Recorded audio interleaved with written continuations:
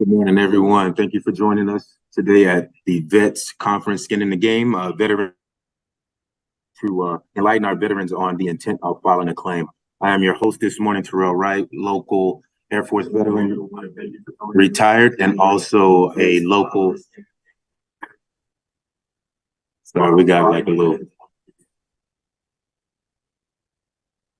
Right, there we go. I'm your host again, Terrill Wright, local Air Force veteran and Coldwell Banker agent.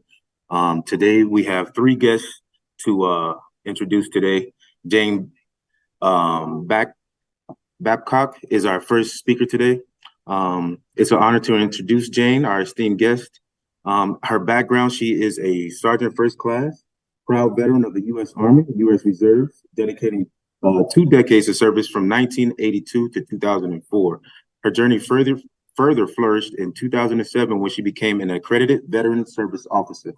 A transition sparked in her discovered regarding the significant benefits she was entitled to due to non-combat injuries sustained during active duty.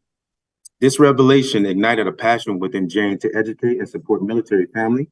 Today, she is graciously volunteers her time to empower us with valuable knowledge, embodying a true spirit of service and community. Please join me in extending a warm welcome to Jane, and thank you for your information today. Thank you for having me here, Terrill.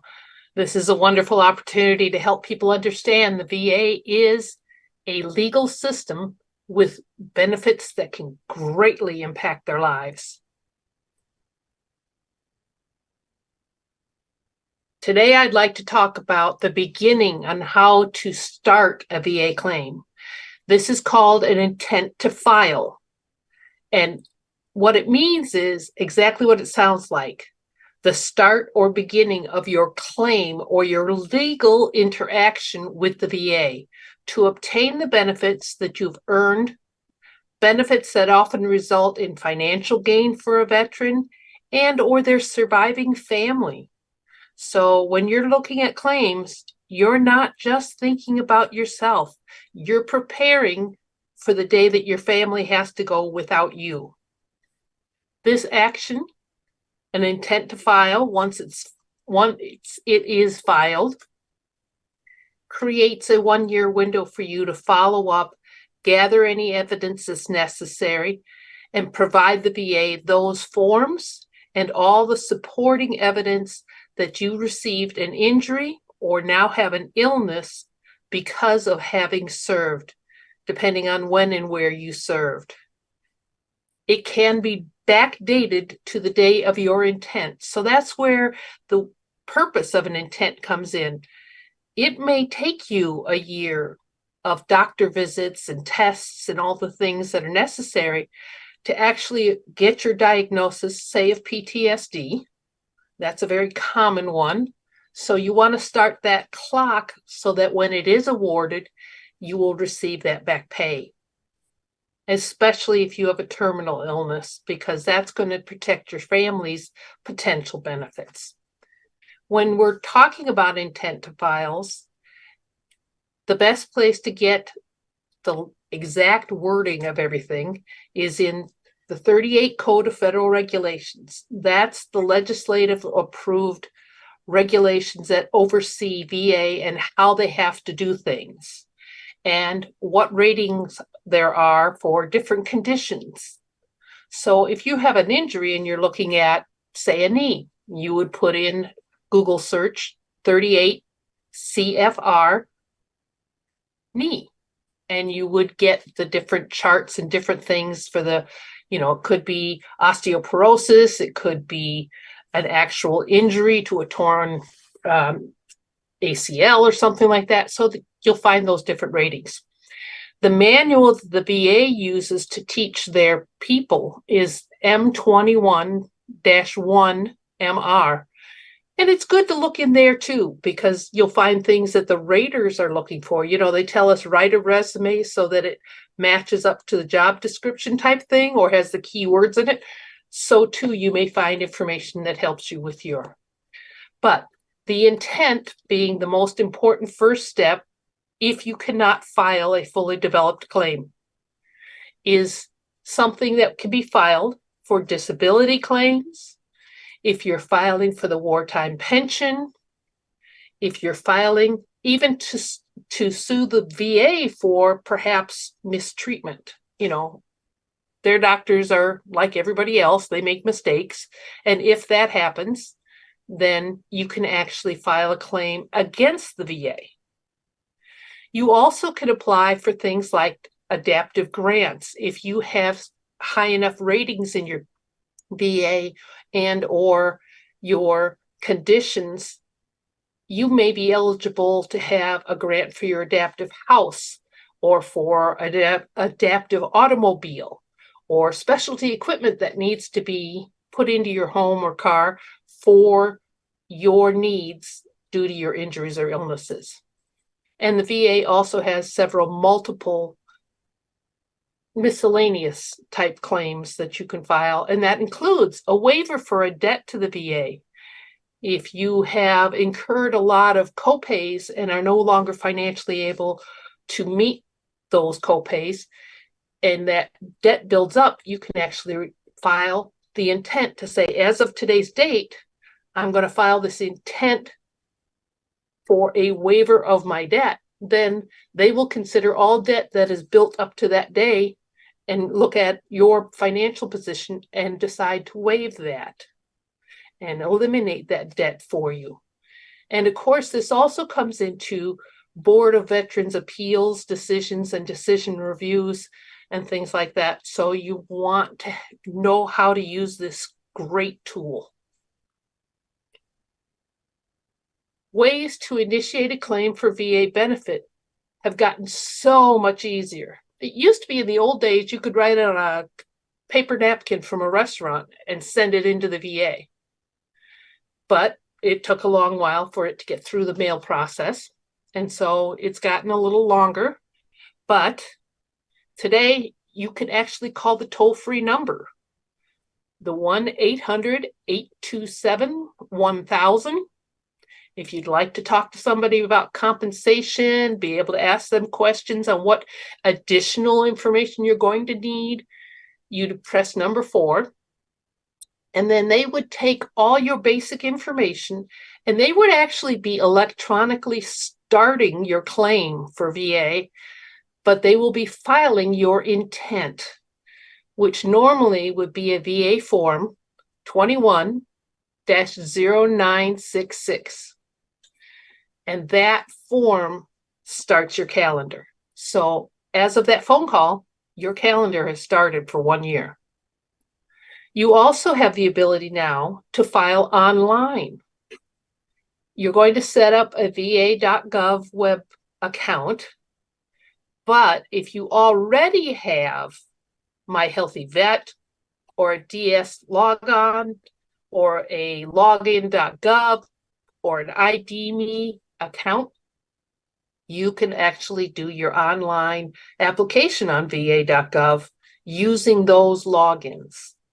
So that is actually the beginning of the long form that you have to fill out for compensation, the VA form 21-526EZ. Now, the beginning of that, once you submit the beginning of that and it's signed and dated, which would be electronically, even if it's not complete, that is your intent to file. So that starts your 1 year calendar again. Keep in mind that calendar can mean the difference between benefits and no benefits if you don't follow up. The last method of filing an intent or claim is to do it via the mail. And they have a large, humongous processing center in Janesville, Wisconsin. And those folks will actually, I'm sorry, I forgot to move the slides along. Those folks actually take all that paperwork and scan it in.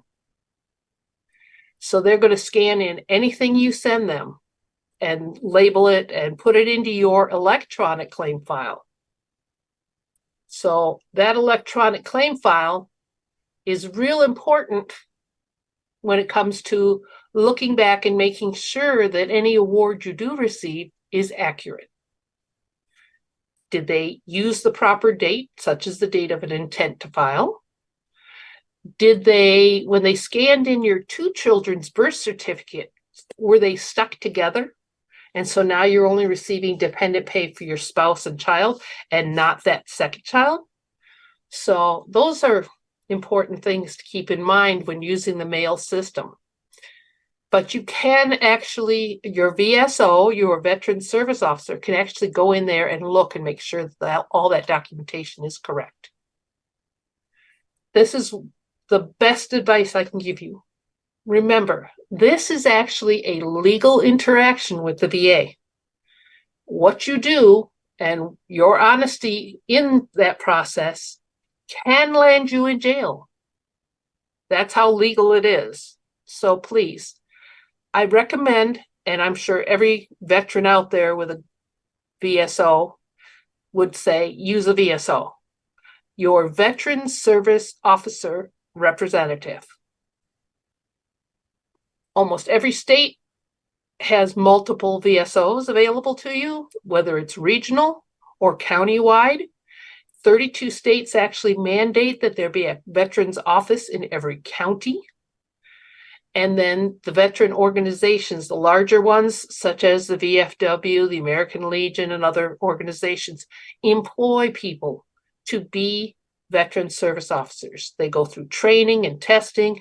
They get and approval by the VA to actually access your electronic file once you have signed for them to be your claims power of attorney. And you can turn that off anytime you want, but they can actually go in and look and say, oh yes, the VA's already got all the evidence there. It's clearly written in your VA file or your service treatment records that you injured your knee. So you know you've got great standing for that claim. It's also helpful for them to be able to scan that intent in their office, because then they have a receipt of the date and time it was sent. They have a copy of it in case VA were to, for some reason, come back and say it wasn't real readable. And they know exactly what to put on that form, because you can put down knee on your, I'm going to file a claim for knee, but the VA may want something more specific. Injury? Have you developed cancer of the knee? It can change the processing of your claim and the speed at which it goes through the system. So my recommendation is use that veteran service officer, because they're the one that is going to be able to do your claim and do it correctly the first time in. So in summary, please keep in mind that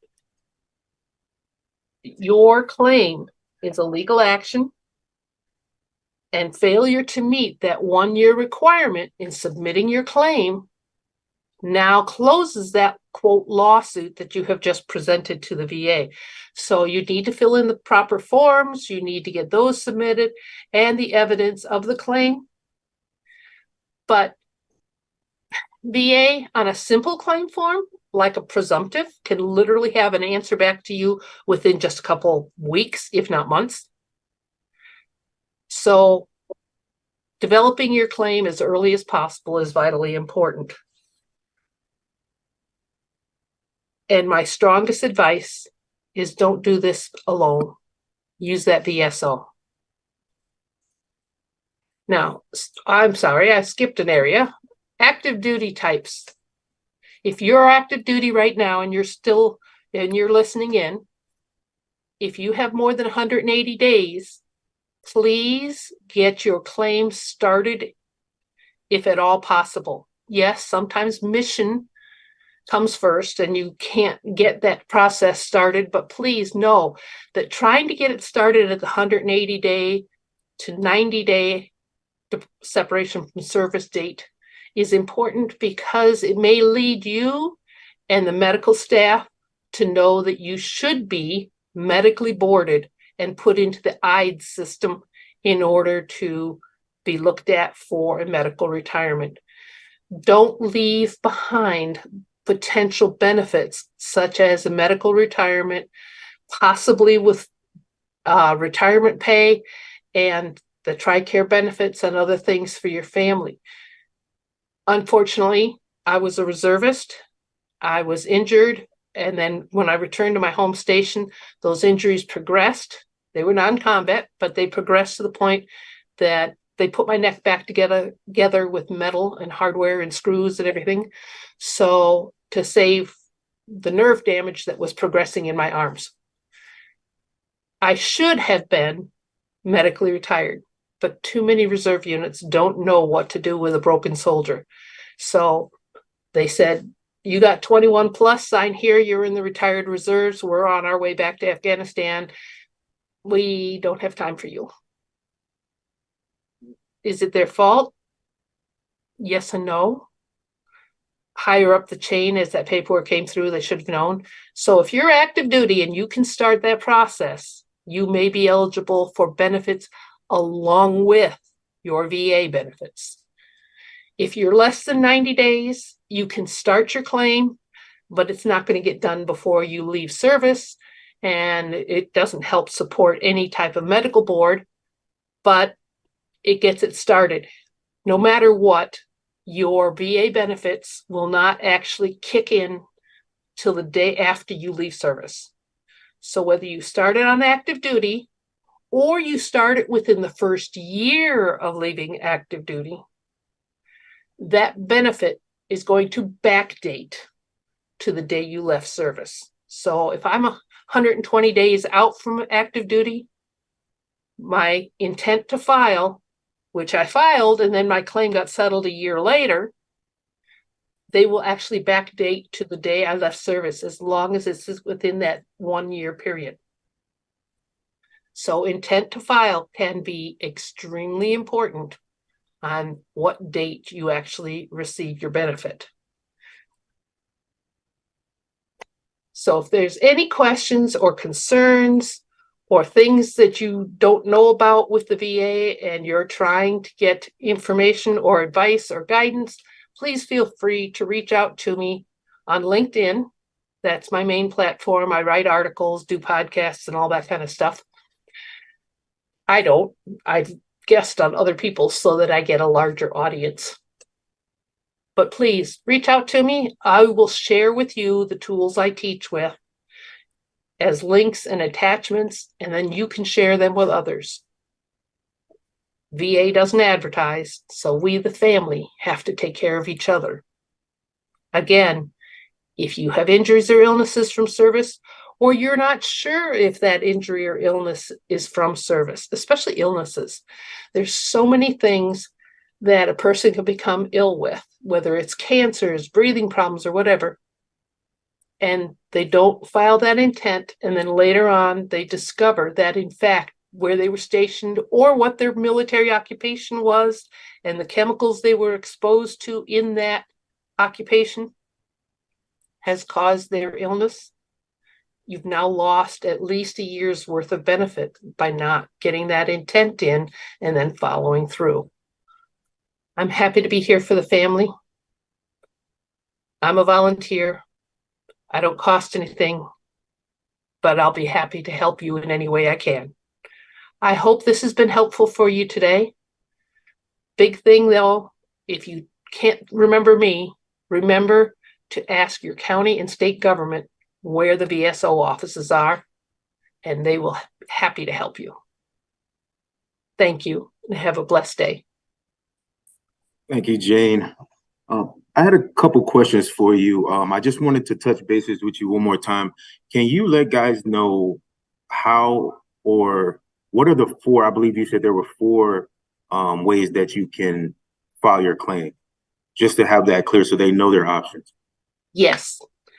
The primary phone number at the VA is 1-800-827-1000. This can be a long wait. They will call you back if you choose to do that, and or call first thing in the morning or last part of the day when either coast has dropped off as far as phone volume, that often is a good way to get through. You can also mail in a form, VA form 21-0966. That or the actual claim form itself, depending on whether you're filing for compensation, education benefits, or pension or anything like that. The proper form that starts those claims, the actual claim form itself, will be seen as an intent to file. So if once the VA receives it, they will then turn around and use that date. You can also get a VSO or a regional office and go there and start your intent to file. And you can go online at va.gov and begin a claim there. Once you have opened it up and started the claim form, whether it's compensation or pension or anything like that, that is electronically registered as an intent to file. So there's many ways to do it, but I do recommend that you get the assistance of a VSO, Veteran Service Officer, just to make sure you do it right. Thanks. Now, I know that you say VSO. I also run into a lot of veterans that pay for services. Let's reiterate, how much does a VSO cost? VSO is free. They are employed. That is their job. So please don't pay for services you don't have to. No matter what, you see all these terrible ads for the Camp Lejeune thing. And yes, it could potentially bring quite a bit of money to a veteran, but a chunk of that is going to go to that lawyer. And if that veteran is already receiving VA benefits for that same condition, that will offset their award, but the lawyer is still going to be paid at the level of the award. So the veteran could actually end up owing money to that lawyer and not receiving anything out of the lawsuit itself. That's what a VSO can help you put together all the information you need so that you can do it. Well, thank you, Jane. I appreciate you and all the information that you shared with us today. Is there any other questions from the crowd? Anyone have any questions for Jane? Actually, I have one question. Should I speak loud? Jane, can you hear him okay? A little bit. When you speak louder, can you hear me, Jane? Yes, that's better. I have a question. I have appointments and we're here in Temecula and I have my appointments all the way in Long Beach. My VA appointments. I'm just starting my VA claims process. I'm still active duty. What is there an easy process to get those appointments closer to my location? They went with a contractor and sent my appointment all the way out to Long Beach, California sometime later this month. Is there an easier process or process to communicate to get my appointments to be closer? Yes. Yes and no. If you are still active duty or even as a veteran and you file and they want to put you on a contract appointment, in other words, not going to a VA doctor for that appointment for your comp and pen exam, then you can simply state to them, get a hold of them, state to them, put it in writing. I often did this for my guys and did it ahead of time when I filed the claim so that they would know, due to my duty requirements or due to my inability to travel, say an older veteran or something, I'm requesting my exams be at the nearest VA, if at all possible, or within a X number of miles radius, so that they will then look for those doctors. The problem there is sometimes that leads to a long delay in your getting those exams. So if there's a consideration, since you're active duty, of whether or not you might potentially be eligible for a med board, then that could delay that getting done, which means it might not get started on time before you separate. So then you may either be extended if they agree that, yes, this looks like a potential medical retirement, or they may not move as quickly. And if once you separate, It's a totally different thing. You're going to have to go to the Board of Appeals through the Board of Corrections in the branch of service once you've left service. So you can't medically retire easily if you're already out. So you have to think about that. How long can you afford to wait? No matter what, if it's, say, a knee injury and it's not going to make you eligible for medical retirement, and your claim doesn't get settled for 3 months after you leave service, you're still going to backdate that pay to the day you left service as long as you've initiated the claim. So you have a few things to consider, but you can request and you can tell them that due to my duty requirements, you know, the guys that have all been put on alert for Israel right now, they have no ability to just leave the duty station to go to a medical exam without probably having to go through their command and all that stuff. So, yeah, you can do it, but they can't always do it at your convenience in a timely manner. Does that help? Yes, it does. Thank you, Jane. Also, thank you, Jane. And just to piggyback on that, my personal experience being stationed at March, I had to drive to Edwards Air Force Base, was about 2 hours away from my medical. And I decided to just drive because, like Jane stated, I could have opted to try to get closer facilities, but it could have put a delay on things. I went to Edwards, got everything done, and the day I retired, the next month, I started receiving my benefits, no problem.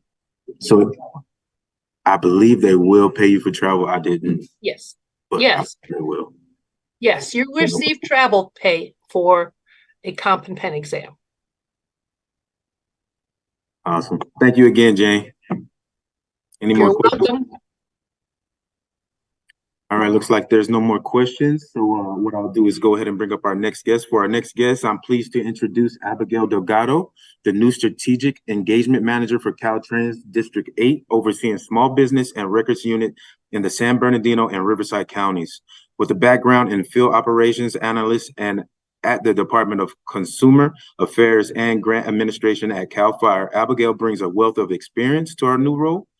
Abigail's diverse experience and commitment to the community enriches her value as an asset to the region. Please join me in welcoming Abigail. Thank you.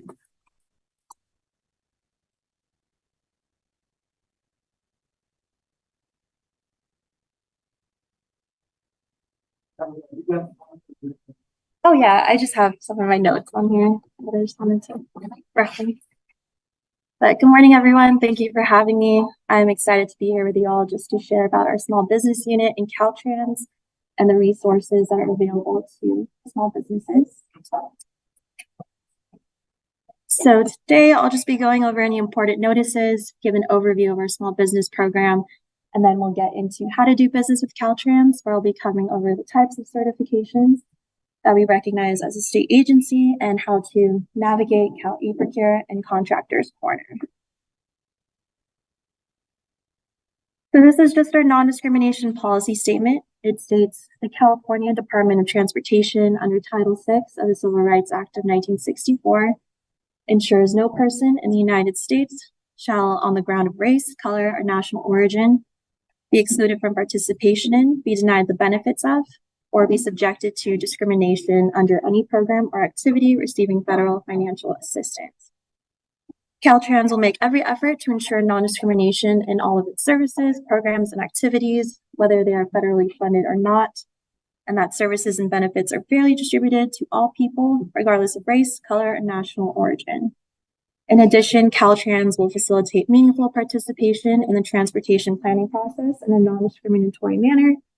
Related federal statutes, remedies, and state law further those protections to include sex, disability, religion, sexual orientation, and age.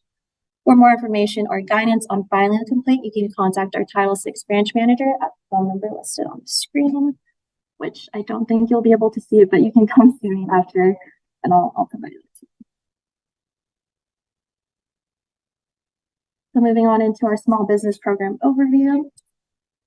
We currently have 3 team members to ensure that our small business program goals are met in District 8. Those people are myself. We also have Shanae Farrow, our District Small Business Liaison, or DSBL. She's typically your first point of contact if you have any questions regarding small business matters, getting certified, or if you're interested in any procurement, contracting, or outreach opportunities. Just a note, she is going to be on an extended leave until sometime next summer. So in the meantime, while we are working on hiring a temporary DSBL, I'll be your main point of contact. And we also have Suzanne Kulesa, our program manager, who can also assist you with any questions that you may have. And then we do have a shared inbox. It's d8smallbusiness@dot.ca.gov. So all of our team members have access to this inbox. So if you have any questions, you can shoot them there. And it just ensures that one of us sees in to provide you with a timely response. So what is the role of our small business office? Our goal is to educate our internal and external stakeholders on the value of certifying as a small business, disabled veteran business enterprise, and disadvantaged business enterprise. We host and participate in outreach events like this one just to encourage more small business participation. After these events, we do like to track and evaluate our performance just to ensure that we're providing quality services to the small business community, as well as identifying any areas of improvement for our program. We cultivate partnerships within the community and other government agencies to collaborate on ideas and efforts to bring the most meaningful opportunities to the small businesses and help meet our small business goals. And we also market Caltrans' upcoming contracting and procurement opportunities to the community as well. So our small business offers opportunities to meet with your staff for one-on-one consultation meetings. We discuss certification and help educate your staff about contract bidding and procurement opportunities and what those processes look like. We also host our mandatory pre-bid meetings, which are basically networking events where small businesses have the opportunity to meet and form connections with our prime contractors.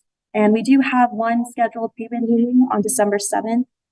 So if you subscribe to our small business mailing list, you'll get notifications on when those projects are coming up and when those pre-bid meetings will be held. So I'll have a QR code in a later slide so that you can take a picture of it.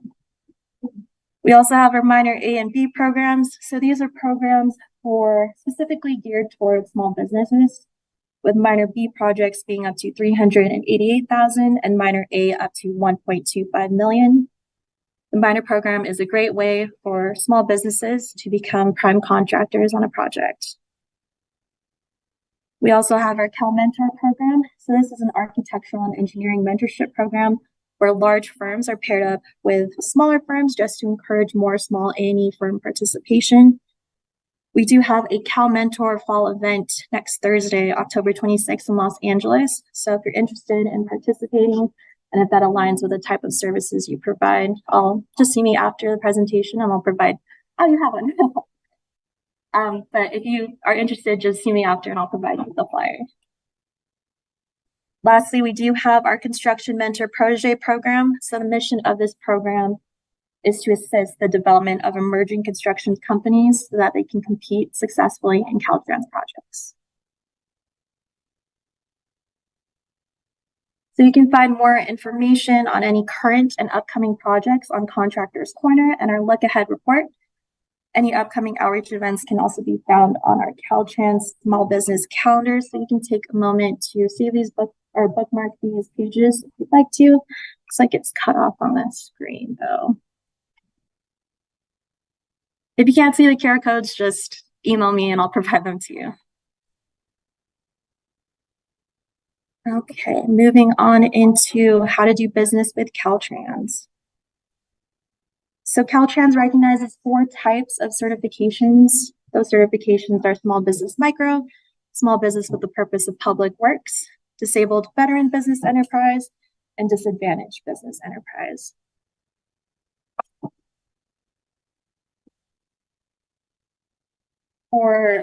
To be eligible for small business micro and small business public works, you must be independently owned and operated, not dominant in your field of operation. Your principal office must be located in California, and your owners must also live in California. The difference between the two: for micro, you should have 100 or fewer employees and average annual gross receipts of $16 million. or less over the last 3 tax years. And then for public works, it's 200 or fewer employees and average annual gross receipts of 37 million or less over the last 3 tax years. Just to note, if you qualify for small business micro, you don't necessarily need to have a public works certification. Now, to meet the eligibility requirements for a disabled veteran business enterprise certification, you must have a service-oriented disability of at least 10% U.S. military, naval, or air service, must be at least 51% owned by one or more disabled veterans, must reside in California, and you must be managed or controlled by a disabled veteran. Yes. Oh, sure. So going back, what does it mean to be public works certified? What is that? That's for construction projects.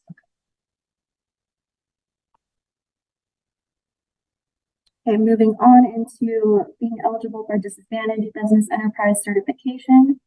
You must be a U.S. citizen or resident alien, be a member of a socially and economically disadvantaged group, have a personal net worth of less than $1,320,000, not have average annual gross receipts in excess of $26,290,000 over the firm's previous 3 fiscal years, be a for-profit small business for socially and economically disadvantaged owners on at least a 51% interest, and have managerial and operational control of the business operations.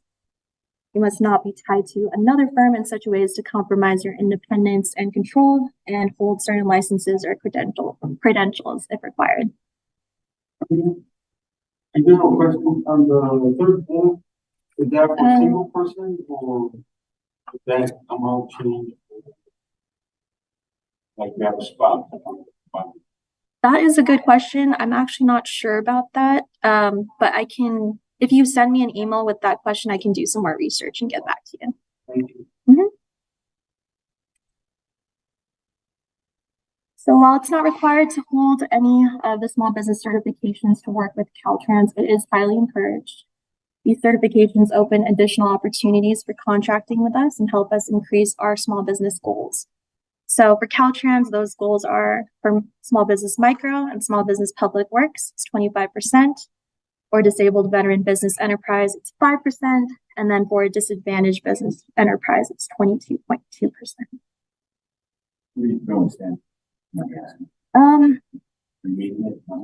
I think we're meeting the goals, to my knowledge, yes. But I'm only aware of District 8's goals, but yeah, if you send me an email, I'll get back to you once I get report of all the other districts. So do you guys collaborate with the other districts? I know you guys collaborate through the events, but like the fact that you have these goals, is this statewide or is it just district goals individually? It's statewide. Statewide. So we compile all of it to get our numbers for. So you know, you might be good at San Bernardino, but LA, you could, hey, they still need some more over there.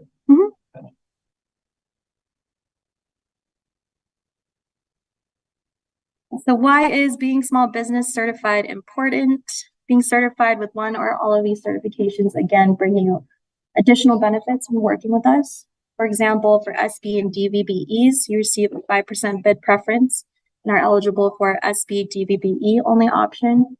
For procurement and contracting opportunities, your firm is also listed in our SB DVBE database on DGS's website, CalEProcure. This database is available to other local agencies as well as prime contractors, making it very easy to find your small business when looking for a firm to do business with. And these certifications also ensure that you receive invitations to any of our outreach events.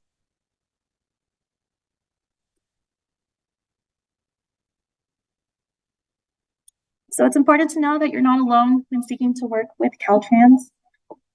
Our small business office, as well as the other DSBLs statewide, provide one-on-one assistance directly to our small businesses and here to discuss best strategies for working with our agency. We provide technical assistance on a variety of topics, including the preparation and submission of applications for the certifications that we will review during this presentation. We also assist in navigating our online contracting portals, CalEProcure and Contractors Corner, and can route any other questions as appropriate to the subject matter experts within our department. We also host and participate in a variety of public outreach events to increase the visibility of our department to the small business community. Again, these events include our mandatory pre-bid meetings, procurement fairs, contractors boot camps, and events like this one today.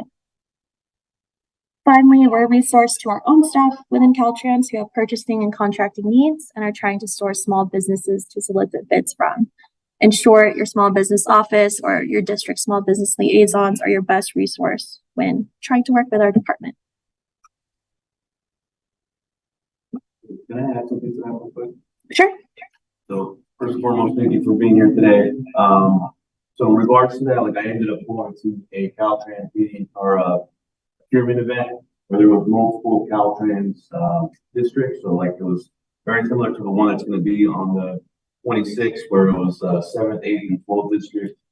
And within that, something as small as being able to fix, because we do access control, low voltage, any kind of IT infrastructure. So we met somebody, Danielle, that works in District 8, I believe, in San Bernardino building.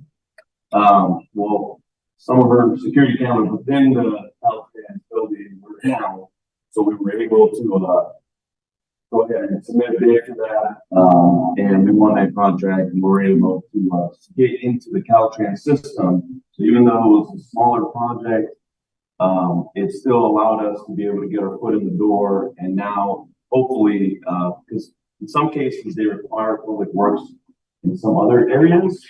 So once you already conducted that, kind of meets that mark as far as, hey, we did a public works project, and allowed us to start collaborating with Caltrans. And something that Wayne Gross talks about a lot, and he has been here before with Skin in the Game, is that it doesn't matter what kind of services you provide. You know, they always talk about Caltrans needs goats sometimes. And he says that all the time, and it just catches on. It's pretty funny. You know, who would ever think that, you know, Caltrans would need goats, right? And it's because they needed them to clear a certain area of the land, you know, for areas that they're working. So just some personal experience from working with Caltrans. And subcontract is a big thing. You might not have the goals, but you might know somebody that has. Yes. Yeah. I want to hear more about that project. We'll talk better. So getting certified. Oh, oops. Getting certified is a relatively easy process. The SB and DVBE certifications are an online application submitted through the Department of General Services. You'll just need to visit Cal eProcure, the statewide marketplace, and select Get Certified. After you submit the application and any required documents, you should hear back on the status within a few weeks. And just to note, you do need to renew your SB certification every 2 years and your DVBE certification annually. Question with that. So as a disabled veteran, can you only have one business certified at a time? Or so I have a business, and my husband is also a service disabled veteran as well. But we want to take advantage of being a woman-owned business, right? So his business, so I'm trying to figure out like what makes more sense to have his business, me be the owner of his business as well, or mine. And obviously, I don't want to get into the weeds of that. But on this, for registering your business, can I have multiple businesses registered underneath my name in Caltrans or on the system? Yes, I wouldn't see why not, but I just got a confirmation from our DGS representative that the answer is yes. 51% control of ownership. Yeah. Logically, you have two business, 50-50 or 51-49. You know, so you put yourself at risk, and I think Matt will fix that later. Thank you, Matt. Okay, so this is just going to be a short overview of our Cal eProcure site, which I'm sure Matt will also cover in his presentation. This is a website that small businesses and DVBEs go to get certified and identify any procurement opportunities. The website is caleprecure.ca.gov, and circled in red at the bottom of the screen is where you'll go to get certified. So clicking that button, did you I'm sorry, I thought you were going to say something. Clicking that button will send you to this page. It includes the instructions in detail so that the process is seamless. There are also video instructions if you click the link at the top. Just make sure you read the instructions carefully and have everything ready for when you apply. And once you're ready, just click on the button that says Get Certified. And I've heard that it's been taking up to 3 weeks for to get approval. So if you're looking to get certified, just be sure to do it as soon as possible so that you're ready for any opportunities that pop up. So once you're certified, we do recommend, again, connecting with your small business office or your local DSBL. We do also have our statewide DSBL contact list. So if you're looking to do business within other districts that aren't in San Bernardino and Riverside counties, this is just a good resource to have. We also recommend attending our outreach events and then proactively seeking Caltrans projects and contracts to bid on. And then here's that mailing list QR code that I mentioned earlier. So give you a moment to take a picture of that, but it's looking like it's covered as well. So you can see it. Oh, perfect. Awesome. So there are a few contracting opportunities that Caltrans offers. Those include procurement, where Caltrans buyers purchase directly from suppliers. We also have our construction or public works contracts. So these are for construction projects on California right-of-ways or Caltrans facilities. And then we also have our architectural and engineering contracts. So these are for the professional consulting services. Okay, moving back to Cal eProcured. So to locate procurement bid opportunities, you'll go back to Cal eProcured, and then on the main page, there's a Start Search button. Clicking that will take you to the event search page where you'll enter your product or service in singular form. So for example, if you sell pens, just type in pen so it renders you the most search results. And then if you're looking for Caltrans specific opportunities, you can type in our department code 2660 in the department box, and this will bring up only Caltrans opportunities. Or if you want to search the entire database, you can leave the department box blank and select the menu icon and browse the different departments that have opportunities available. Once you're certified, you're eligible to bid on any project in this database that you qualify for.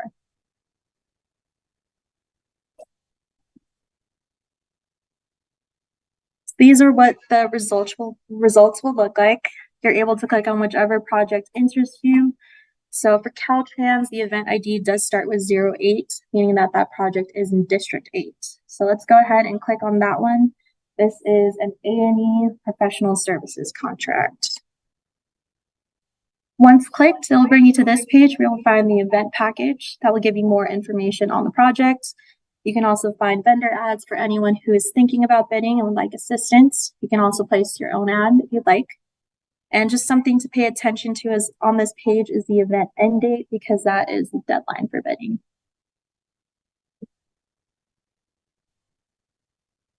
Clicking the event package will take you to this page that will have everything you need to know to bid on the project. If this is a larger project, typically the prime will handle preparing the package and will notify the subcontractor or supplier if there's anything they need to provide.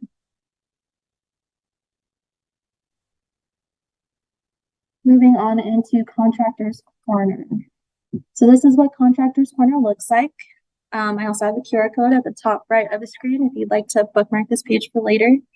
So again, this site is used for large public works construction projects, and the process is different from bidding on Cal eProcured. If you're a first-time bidder, you do need to click on the First-Time Bidders Click Here link that is circled in red, because you have to register with DGS, pay a fee, and have a digital ID to be eligible to bid on these projects. Then to locate projects to bid on, you can select the Advertisement tab and click on any of the links that interest you. Advertised projects are ones that you can actively bid on. When you click on the This Week link, it takes you to all of the projects that were advertised this week. So some important links on this page to note are the list of bid items, which shows you what needs to be bid on. You also have bidders' inquiries. So if someone asks a question about a project, everyone is able to see the question and answer. And then if you click download files, that takes you to the project files. Towards the bottom of the advertisement where it says sub/suppliers, you'll see a link to opt in. So if you're interested in bidding on a project, you can opt in and the prime can contact you directly. Just be sure to include your email address so that they can contact you. And again, please pay attention to the bid opens date. It opens and closes on this date. It's the only day that you can bid, and it closes at 2 p.m. And if there is a mandatory pre-bid meeting, it will be listed on the solicitation page. Primes are required to attend these meetings just because it gives the opportunity for small businesses to meet and network with them. So while it's not required for small businesses to attend, we do highly encourage attending. Now, when it comes to the construction field, it's usually beneficial to know projects that are coming up before they're advertised. So Caltrans created a 24-month look-ahead report. You can find this also on Contractor's Corner in the advertising section. This is what the report looks like. It'll tell you details about the projects and the expected advertising date, although please keep in mind sometimes these dates can be delayed.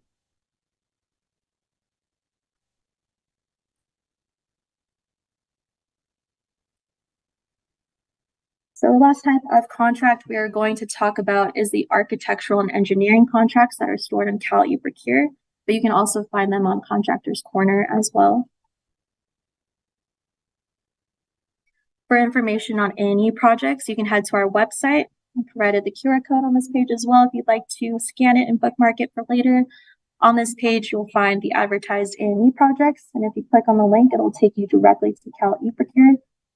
And their advertisement page, you'll also find a look-ahead report for any specific projects. And lastly, you'll find information on the contract process.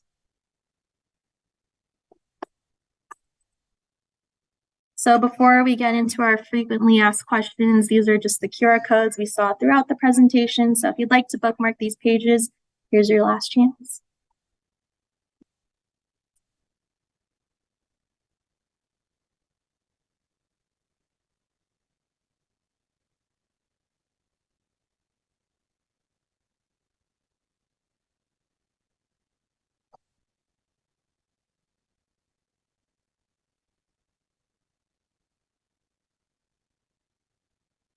All right, so question 1, how long does it take to get paid with Caltrans?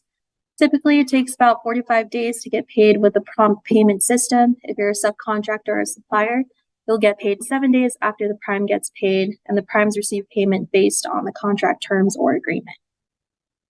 Question 2, as a supplier, how does the CalCard program work, and how can a supplier accept payments through it? So CalCard is the state of California's service mark for a Visa card. If you can accept a Visa card, then you can accept CalCard. The purchaser will work with you to obtain any required forms as needed. Question 3, how do I find out about upcoming projects with Caltrans?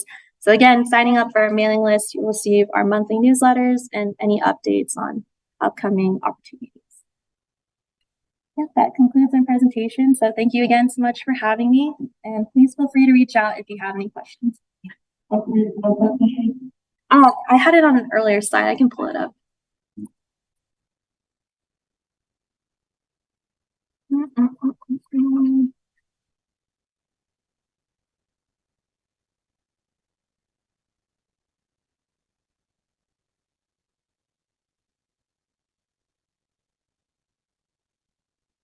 All right, there's my email for you.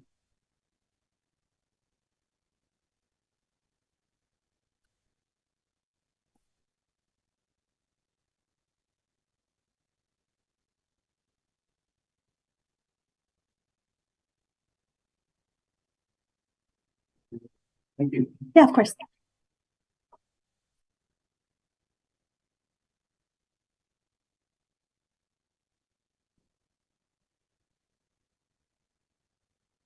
Thank you again, Abigail, for the great information. Any last questions for Abigail from anyone? Nope. Okay, well, lastly, I'm pleased to introduce Matthew Zweier, Business Outreach Manager at the California Department of General Services. Matthew educates business owners on the benefits of small business and disabled veteran business enterprise certifications and the state contract opportunities. With a background in Cal State Assembly, California State University System, and a master's degree from San Jose State University, he brings a wealth of expertise in communication, education, and government affairs. Please join me in warmly welcome Matthew Zweier.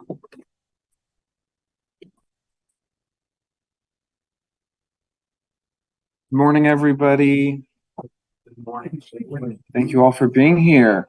Great to see everyone. And for those joining us online, welcome. Happy to talk about state contracting. I'm going to just hide this a little bit so it's easier to see the full slides. So I'm Matt Zweier. I'm a manager at the California Department of General Services, specifically the Office of Small Business and Disabled Veteran Business Enterprise Services. It's a very long name. We go by OSDS for short. My team's goal is to connect with business owners throughout the state of California to teach them about the state contracting process, its opportunities, how to navigate it, and how to be effective in doing so. Feel free to take down my contact information. I will have a slide of this again at the very end of the presentation. So if you miss it, don't worry, it'll come back around. We're going to talk about a handful of things today. We're going to do a little bit of an introduction to our SB and DVBE program. We're going to talk certification eligibility, benefits, Cal eProcure. We're going to talk a little bit about emergency contracting, if that's something that intrigues you and you're perhaps ready for. And lastly, we'll talk about something called commercially useful function. If you don't know what it is, that's totally fine. We will cover it. I want to thank Abigail for covering a lot of the information about working with the state as a whole. Some of this will be similar to what she presented. I'll go through it a little bit quicker, so it's not too much of a repeat for everybody.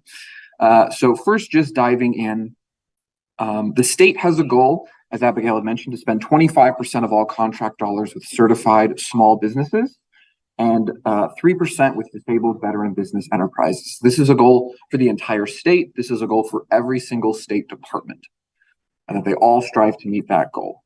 This is huge because it affects the purchasing decisions that buyers throughout the state of California make. When you are a certified small business or certified DVBE, it makes you more appealing because that department needs to meet these targets. This isn't some general aspirational goal. This is required by law. The departments must meet these requirements. And you might be wondering, well, how much money is there really? Quite a bit. The state contracts $10 to $12 billion every single year. Sometimes it's a lot more than that. The most recent fiscal year we have, you can see the number is significantly higher. That's partially because there was a lot of emergency purchases that needed to be done. And you can see over $3 billion went to small businesses and over $500 million went to DVBE. So this is a huge amount of money. Your business has the opportunity to get a piece of this. We're constantly trying to encourage more businesses to participate. There's even been recent legislation passed to direct departments to work with newer, different businesses that have not actually done business with the state before. So the opportunity is here. We already talked a little bit about certifications, or Abigail had. For the entire state of California, we have three: small business for the purpose of public works, and then disabled veteran business enterprise. You heard Abigail talk about disadvantaged business enterprise.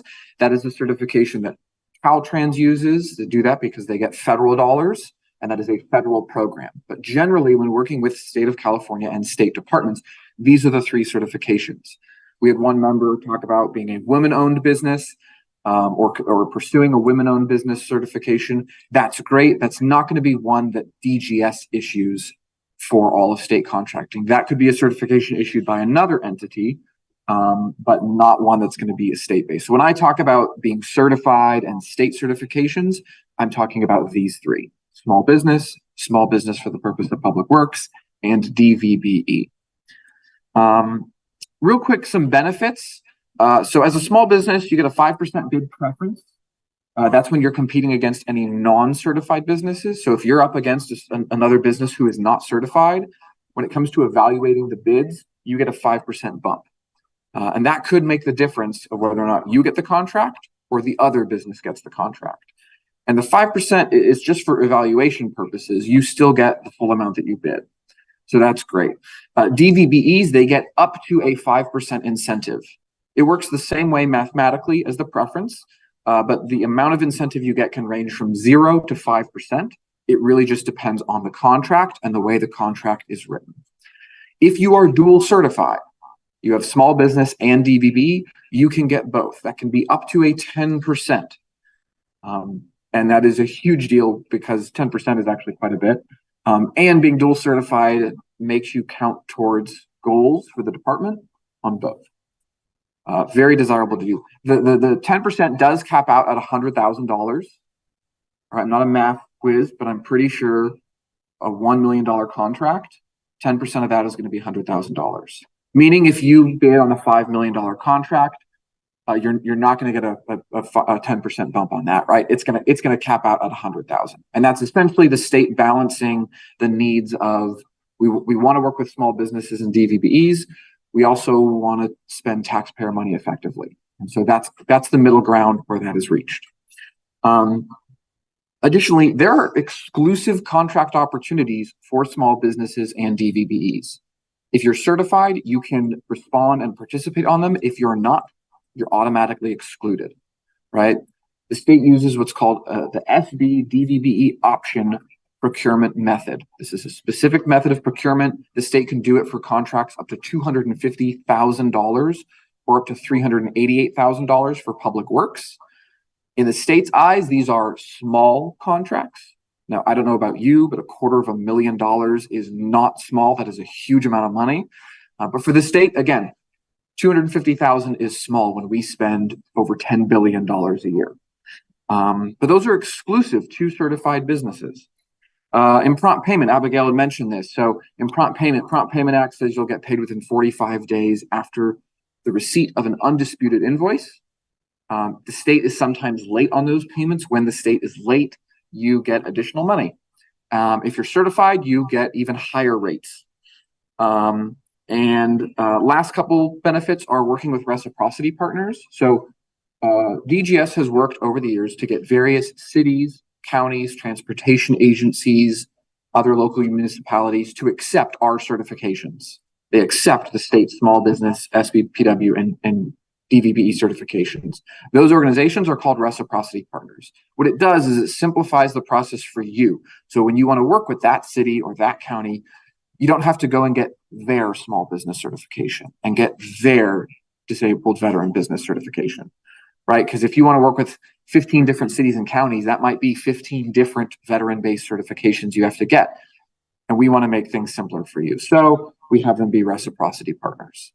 The last benefit, and I'll take your question right after, is with working with prime contractors. When you work with a prime, the prime gets the benefits of your certification. All the benefits I just mentioned, they actually get it. So when it comes to pursuing subcontracting opportunities, you have just made yourself much more valuable because that prime can work with you and then they get a 5% bid preference. So the incentive just went up. Very important, or something to highlight if you're going to be pursuing subcontracting opportunities at the time. We had a quick question. Do you have a list of defined reciprocity partners? Say that again. Do you have a list of defined reciprocity partners? Yes, you can find that on the Cal eProcure website and the DGS website. On Cal eProcure, so the question was about finding reciprocity partners. How do you find them? Who are they? If you go to the Cal eProcure website, you go to a page. It's called Resources and Training, or Training and Resources. I can't remember which word comes first. You'll find it among the links available there, and that information will be on the DGS website. Great question. All right, so small business eligibility requirements. We already covered this today, so I'm not really going to go through it too much. Same thing as what Abigail had said. The only additional information here is if you are a manufacturer, there is only an employee cap of 100. There is no gross annual receipts cap. So if you're a manufacturer, you could make $100 million a year and you'd still be considered a small business as long as you had less than 100 employees. Now, that would be impressive to make $100 million a year with less than 100 employees as a manufacturer. But if you could do it, then you would technically be certified. I'm going to get through the rest of the requirements real quick. So public works, Abigail had mentioned this same thing as small business is just 200 employees as the cap and 37 million gross annual receipts averaged over 3 years. So same basic stuff. These are the only things that are actually different. And I'll reiterate on the whole, which one should you get? Small business, public works, should you get both? So get one certification, not both. They provide the exact same benefits. They are 100% identical. Small business public works is only for public works. SB is for everything, including public works. So if you qualify for the small business certification, get that one. Don't get the SBPW. Right? Unless you're really close to the cap and you're about to go over. Right? If you're right at like 15 million and you think you're going to go over and you're going to lose that small business certification, okay, then get your public works so you'll be covered. Of course, only if you work in the public works sector, right? If you do IT, then there's no point in getting the public works certification. And again, they provide the exact same benefits. If you are too large, if you make $20 million a year and you do public works, then you can't get the regular small business certification, right? You're over the GARS cap. Then that's when you get the SBPW certification. And then real quickly with DVBE, again, this is a little bit of a repeat. So 10% service disabled. I don't think we had mentioned this. Hopefully the group knows here. We at DGS do not determine that. We do not determine if you have a 10% service-connected disability or not. That is determined by the federal government. And yeah, so if you have a 10% service-connected disability, it has to be at least 51% owned by one or more disabled veterans. So you could have 6 owners and 2 of them are disabled vets and they own 55% of the company. That's fine. The only exception here is limited liability companies. They do need to be 100% owned by disabled veterans. The veteran owners must live in California. If there are non-veteran owners, they can live wherever they want. The daily operations of the business must be managed by disabled veterans. It doesn't need to be the same one who own the company, but it does need to be disabled veterans. And then lastly, the headquarters of the company must be in the United States. It doesn't have to be in California. It could be somewhere else, but it does need to be in the United States. So what questions do we have about eligibility or what we've talked about so far? Do we have one? Yeah, going back to the eligibility requirements, is the state going to look at the individual's disability rating letter from the VA, or are they going to look at the SBA's certification for disabled owned business or both, or one or the other? It would look at the VA. Yeah.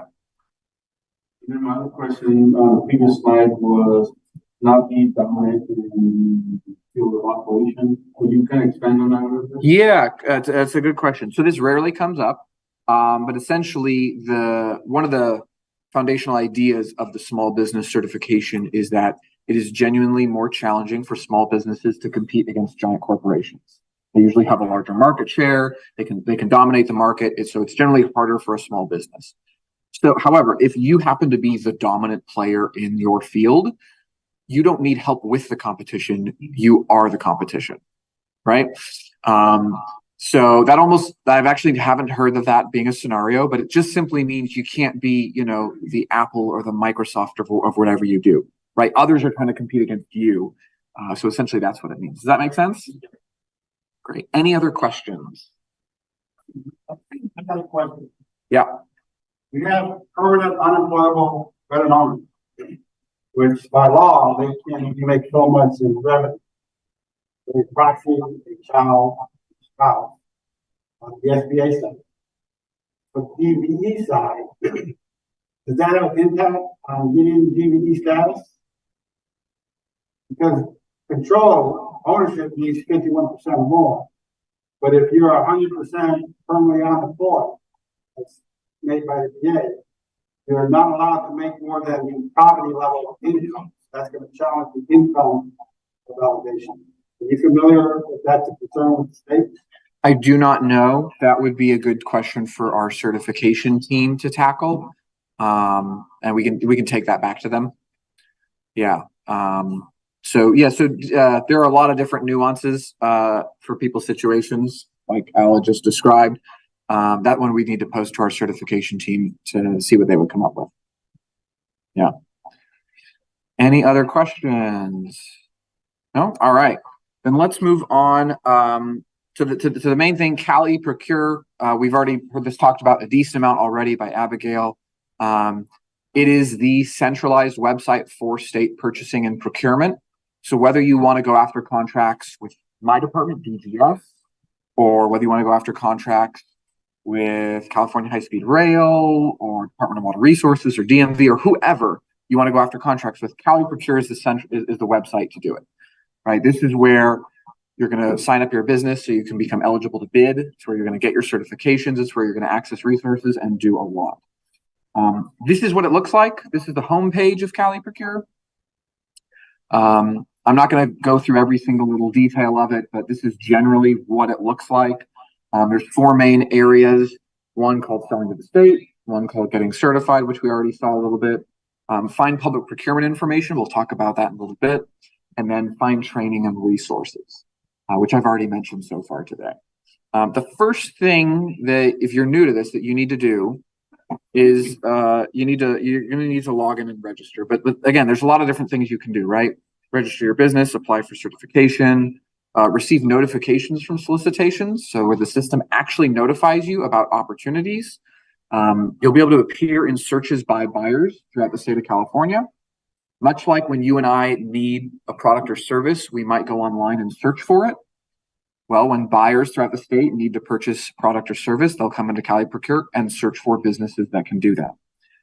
As Abigail had mentioned previously, you can post an ad seeking prime or subcontracting, and you can get all sorts of other resources. And this is all at no cost. So there are no fees associated with this. It's all completely free. If at some point you find yourself being prompted to put in a credit card or pay something, you have made a wrong turn somewhere. There are various services out there that you can pay to get you certified or navigate you through this process. That's legal. They can do that. If you want to pay for that, you can. This is all free. My team and I are here to help you completely for free. Well, I'll say you already paid us when you paid your taxes, so you don't have to pay us again. Yeah. There's one part of the registration process that talks about supplier diversity information. This is a new thing that we've been collecting, relatively new. It asks information about ethnicity, race, gender, sexual orientation. It's entirely voluntary, so this is absolutely not required. It's entirely voluntary. We do really hope that you can provide it. You can change it at any point in time. You can also remove it at any point in time. It does not affect your ability to contract with the state. There are no preferences or bonuses or anything related to contracting with the state. It is displayed on your certification profile if you actually go and get certified. This information really helps our program understand who we are working with. So it helps us understand the populations we're working with and the populations we're not working with so that we can better improve our program and what we do. We want to make sure that California state contracting is reflective of the population of California, and this information helps us pursue all of that. There's a couple other parts to the registration process when you go to sign up your business that you're going to need to know about. Of course, you're going to need to know, the name of your company and what your contact information is, and do you have a website and inputting that information. But another very important part of the process is describing what it is that you do, right? What products do you sell? What services do you provide? And being able to articulate that in the system, in the Cali Procure system, that is a part of your profile. And it makes all the difference about whether or not a buyer can find your company or not. Because at the end of the day, you want to make it very easy for buyers throughout the state of California to find your business. Think about when you want to find a product or service and you go searching on a web browser, how much time do you spend doing that? How many pages do you click through on your search? Probably not that many. We usually want to look within the first half of the first page on a web browser. certainly within the first page. I don't know how long it's been since I went to page 2 of search results. This is the same thing. You want to make it very easy for your business to be found. So there's 2 ways that you do that in the system. Keywords is one, codes are another. We'll talk about keywords first. So keywords are a word that simply describes a good or a service. Concrete, environmental, legal, right? These are all describes maybe a good or a service one might provide. Buyers use this to find your company. You pick the keywords. There isn't some like predetermined list or set list to pick from. You decide what they are. Any word can be a keyword. There's some tips that I'll provide before we get into UNSPSCs is you're going to enter them individually, not as a long string. So it's not, I sell pencils and pens and staplers and paper, right? That's a very long sentence. You're going to enter them individually, what it is that you sell. You want to use lots of different words, be specific and be broad. If you sell specific products, like specific brand products, include those as well as generic ones. Sometimes the state is looking for a very specific product, and you might search for that. Do singular words and plural words. Our system is not as clever as Google. We've all just kind of become accustomed to search engines. No matter what you type in, it kind of figures out what you're looking for. It'll even suggest, did you actually mean X, Y, and Z? Our system's not that clever. Use synonyms. So you might say garbage, but you might also want to say trash or waste or refuse or rubbish, right? Know that buyers throughout the state of California, they're not necessarily experts in what you do and your business and your industry or your field, right? Their job is to purchase what their department needs. And their department might need lots of different things, from office supplies to complex engineering services or environmental review services, from a complex IT solution to photography, right? Their department might need a lot of different stuff. So they're not necessarily an expert in your field. So use common words that an everyday person might think of, and use technical jargon that is specific to your field. So you include them both. That's enough about keywords. Let's talk UNSPSC. So the state uses what's called the United Nations Standard Product and Services Codes as a system for you to describe the goods and services that you sell. This coding system is for goods and services, not industry. Some of you might be familiar with the NAICS codes. NAICS, that's the North American Industry Classification. That is a coding system for industry.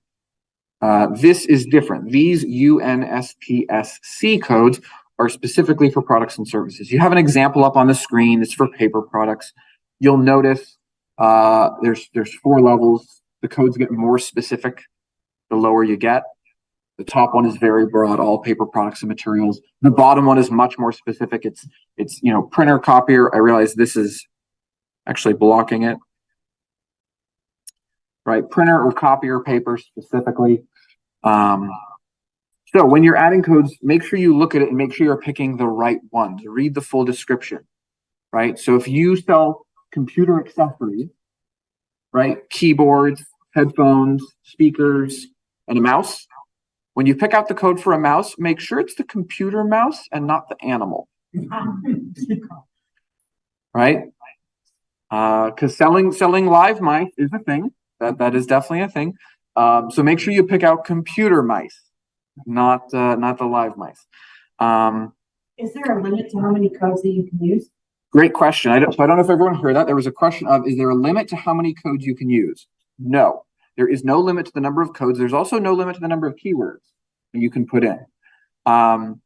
So you want to pick all the codes that are relevant for you. Essentially what happens is, one of the things that happens, whenever a solicitation is posted on Cali Procure, there is always at least one UNSPSC code attached to it.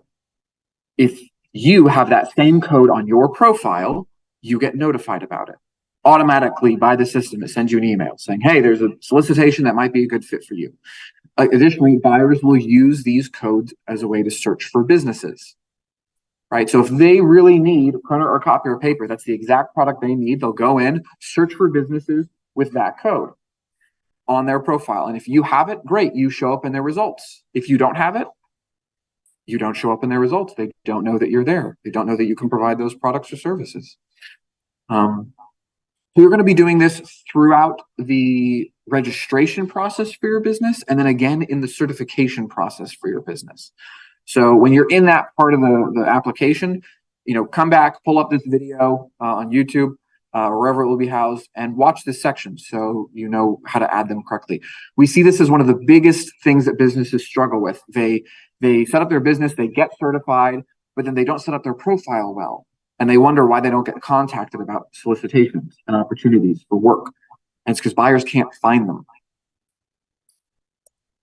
Add something to that. Yeah. So the notification that you do get, know that it's for the whole state of California. So, you might need solicitation from Alameda County, and that's way north of California. So you kind of narrow that down as well. If you don't want to limit yourself, to just one regional area, and then still cover the state. Yeah, so I'll clarify that with when you set up your notifications, you do get to pick service areas. So if you only want to work, San Diego County, LA County, San Bernardino, whatever, Riverside County, you can do that, and that will filter out those that are not part of that. If you want to serve the whole state, then check statewide and you'll get everything. Same with buyers. When they go searching, they might put in as part of their search certain geographical areas, based in county. And if you say you only, you don't serve those counties, then you'll get excluded from the search. So when you're getting notified, if you want to get notified about everything, even if you might not want to do it, that's totally fine. But when it comes to your certification profile and the areas you can serve, you want to make sure you're very, very accurate. Right? So if you say that you can serve the whole state, you really should mean it, because what will happen is buyers will contact you and say, hey, I have a job here. Can you respond? And you say, no, I don't serve that area. The more that happens, the more buyers are going to think you're just not a very good business, that you're not worth reaching out to. Right? So if you really serve the whole state, great, put that. If you only serve certain counties, great, put that. Make sure it's accurate. Any other questions about some of this fine detail about your profile and what you should be doing? No? Okay. Finding contract opportunities. Abigail talked about this a little bit. The California State Contracts Register is the official place where contracts are publicly advertised. This resides on Cali Procure, so you don't have to go somewhere separate. It resides on Cali Procure, and this is where you're going to find those contract opportunities. So on Cali Procure, if you look closely, you might be able to see it. It's right in the middle. It says California State Contracts Register, Search Bid Opportunities, and it says Start Search. So if you click that Start Search button, that is where it'll start. And Abigail showed this, kind of how you search. There's the button. This is what it looks like. One of the things you'll notice is it uses the word event throughout it. Event search, event name, event ID.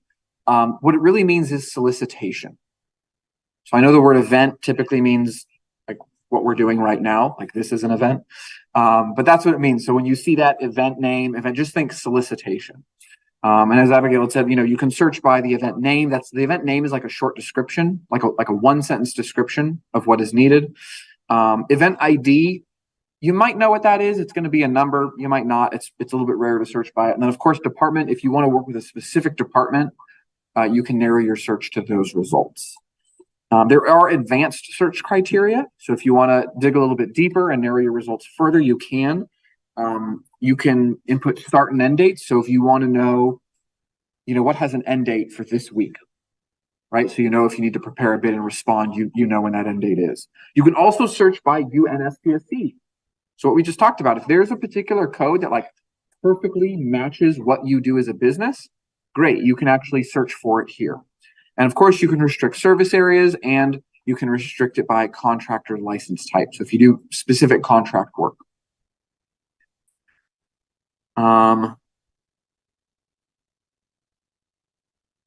Of course, this is what the results look like. It's a long list. Each row is a separate solicitation. You can see the name of the department that's issuing it. So you can see there's lots of different departments there. I think my department is listed there, Department of General Services. It's the fourth one down. If you're interested, you just click on one and that takes you to the event details page. There's a lot of information on this page. So there's lots to take in. I'll highlight a few important things. As Abigail mentioned, the event end date, that is when submissions are due. The state is very strict about timing. If it says 2 p.m., it means 2 p.m., not 2:01, not 2:02, it means 2 p.m. Other important information, you're going to see there's a UNSPSC code listed there. That's the code I was talking about. So there's a code attached to every single solicitation, and that's where it'll be listed. So for instance, if you are searching on here and you find a solicitation that's great for you and you look at the code, make sure you have that code on your profile if you didn't have it already, right? It's a great way to be able to pick up more codes. If there's any contractor license types required, that will also be listed. You'll see that here. Other really important information, if there is a pre-bid conference, note whether it is mandatory or not. If it's mandatory, you need to show up. Otherwise, you're excluded. If it's not mandatory, well, show up if you want to. I'd encourage you to. You get more information, you get some interaction. And lastly, you'll see contact information. You'll see a person's name, phone number, email listed. That is the person in charge of this procurement. So if you have questions, concerns, that's the person to email and talk to them about it. I know businesses often want to reach out to me to say, hey, I found this solicitation. Can you tell me about it? I have questions. I have concerns. As much as I'd like to help you with that, it's not something I'm able to do. Again, the state has over 200 departments, boards, agencies, and commissions. Purchasing is decentralized. Most departments buy for themselves. My department, we're kind of oversight. We're oversight for procurement. We delegate authority to departments so they can purchase for themselves. And we spend billions of dollars. I'm not going to know everything about all the different contracts that other departments are doing, but this person will. So they're the one to pose questions to. You'll see there's a view event package. Abigail had covered that. That's the solicitation itself. That's where the documents are. It'll be PDFs, maybe Word doc, maybe Excel spreadsheet. That is the contract itself. You can post vendor ads. You can also view vendor ads. Note, in order to post a vendor ad, you have to be logged into your account, right? You don't have to be logged into any account to come here and view this. This is all public procurement information. Anybody in the public can come and look at this. But if you want to actually post an ad, then you need to come here and actually log in first. Any questions about finding solicitations before we dive into another topic? I got a comment to that. Sure. So you mentioned like the required meetings, right? Or like once a year they actually go on site.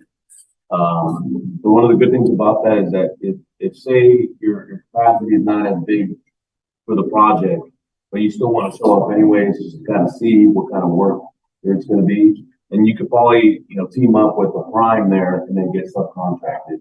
So there's always benefits by, searching some of these bigger projects that you might not be able to fill, but you could still go there and get subcontracted. Absolutely.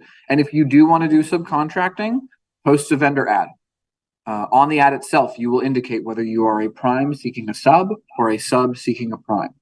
If you do, the advice I'll give you is, you get to input your contact information, your name of your business, contact, phone number, email. And then you have a text box for your advertisement. That's it. Simple text box. Nothing too fancy. You don't get to upload some cool video or images or anything. So be a wordsmith, make your advertisement. I will say in your ad, indicate that you are a certified business and put your certification ID number. Makes it very easy for them to find you and know and confirm that you're actually certified, right? Because remember, as a prime, they get the benefits of your certification. And depending on the contract, they might even be required to sub a certain percentage of it out. I can tell you in DGS, when we need to construct a new building, right? It might be $200 million, $300 million to build a new building. On a contract like that, there's likely to be a requirement that says 25% has to go to small businesses and 3% has to go to DVBEs. Now, on a $200-300 million project, a large company is going to get it, but then they're going to be looking for certified subs to work with. And that's where being certified comes in very, very handy. Thank you for adding that. Any other questions? No? All right. So let's dive into researching past purchases. The main way to do that is with the state contract and procurement registration system. The reason you want to research past purchases is to be able to narrow your contracting efforts. As I've mentioned, the state is huge. There's billions of dollars. Odds are you're not going to work with every single state department, right? Odds are not every single state department will purchase your goods and services. There are likely a handful that will. And it's best if you can figure out what are the handful, 5 to 8 departments that are likely to purchase your products or services and are going to spend a decent amount of money. And that way you can focus your efforts on marketing yourself to those departments specifically. And one of the best ways to do that, along with searching current opportunities, is to research past opportunities. If the state bought something last year and the year before that, odds are we might buy it again. The state's pretty cyclical in that sense. This is all on Cali Procure. So Skippers, this is a database of state purchasing. It's historical. It does include state and non-state dollars. So the state of California does get money from the federal government to spend. When the state spends that, it does get captured in Skippers, even though it's not state dollars. Caltrans is a good example of that. They get money from the feds and spend that money. This is all public facing. This is all completely available to the public. You do not have to have an account or be signed up. You don't even have to be certified to access this information. Anybody can access it. And again, as I mentioned, you use it to conduct market research. Who's going to be purchasing your products or services? So the way, let me actually, am I able to go to a web browser? Is it all right if I pull up a web browser? Sure. All right, great.